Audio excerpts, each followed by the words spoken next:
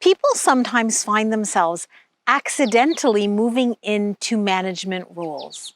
I see this often with people in positions in IT and engineering and related fields where someone has been promoted based on their skill, but then they realize that communicating effectively with a whole team of different personalities in a way that's going to motivate and engage every single person is actually really tricky.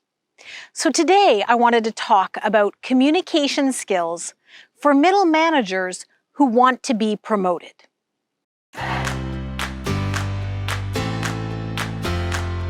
What happens sometimes as people move into middle management positions and then want to continue advancing in their career is that they realize that in order to fulfill this dream of continuing to get promoted and moving up the corporate ladder, that they have to work on refining their communication skills. There happens to be some bumps that they run into in terms of managing their team where they encounter all sorts of different behaviors, ranging from anything from people who are missing deadlines or who are not being respectful to people who are being outright oppositional to the leadership and resisting initiatives by the person who's in the middle management position. And I'm going to share some ideas on communication tips so that you can work on these to help you position yourself for that next promotion. One of the top tips is to make sure that you are addressing issues early on. What happens often when people don't feel that they have the skills needed to address tension and conflict in their teams is that they happen to avoid it. And when we avoid it, it just gets worse. So one of the top tips is to make sure that you are addressing issues early on. Conflict is a continuum, so the longer situations go on unaddressed, the more difficult and complex they're going to become. And then your job as a manager is going to become much, much harder. My second tip is to listen to your team members very openly and without any preconceived notions about them or the situation that you're discussing. This is a lot harder than it may seem because we all have inherent biases. We see the world in a certain way. We come to conversations seeing them through a certain filter. And the more we can step back and listen to what somebody else is saying, to how they perceive the situation, and the more we can give space to that person's truth in terms of how they perceive the situation, even when it's different than ours, the more smoothly communication is going to go with your team. Another tip is to be willing to admit when you're wrong. It seems so simple, but this can be really tough because nobody likes to admit that they're wrong, that they've made a mistake.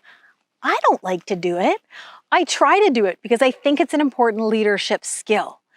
But I think it's one of the most crucial things for your team to see is that you are willing to admit when you've made a mistake.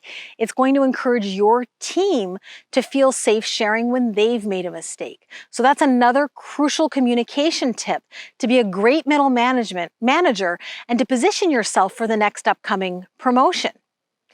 The fourth tip is to be careful to not approach situations in a way where you're trying to fix any problem that is raised or brought to your attention. And this tends to be an automatic reaction in a lot of managers, in a lot of people. I mean, face it, my master's degree really taught me how to fix problems well, and I was darn good at it. But what I realized was that when I was always jumping in and fixing other people's problems, I wasn't always understanding why the problem was occurring, and then the people weren't adopting my solutions and my ideas, and I thought they were the ones not doing the work. But really, had I taken a bit more time to try to understand the true nature of the problem, to let the other person brainstorm solutions that would work and give them support in that brainstorming process, rather than giving them the answers, then I would have had a much higher level of compliance in terms of that person going and taking the steps needed to solve the problem. So this is really important as a leader, that you leave space to empower your team to take responsibility for resolving issues that arise that are within their scope of practice. And then the fifth and final leadership communication tip for middle managers who want to get promoted is to let go of being right. And again, this can be so hard, especially when we're in a stressful conversation, because as stress and tension mounts, we tend to become defensive and we tend to want to protect our point of view and show others that we are in the know. The problem is that, of course, the minute we start trying to prove that we're right, the other person automatically tries to prove that they're right, and then we can't get anywhere in the conversation. So when we can approach a conversation in a way where no one is trying to show that they have all the answers and that they are right, there's a lot more collaborative discussion that can ensue, and you can get to the bottom of problems that your team is experiencing. So I hope these tips are helpful for you. Try them out and see how the dynamics change within your team, how much easier it becomes to resolve performance issues. And if you continue to work on implementing these skills, you'll be well positioned for the next promotion that comes your way. And if you're finding implementing these skills tricky, by all means, reach out, send me a message, and let's talk.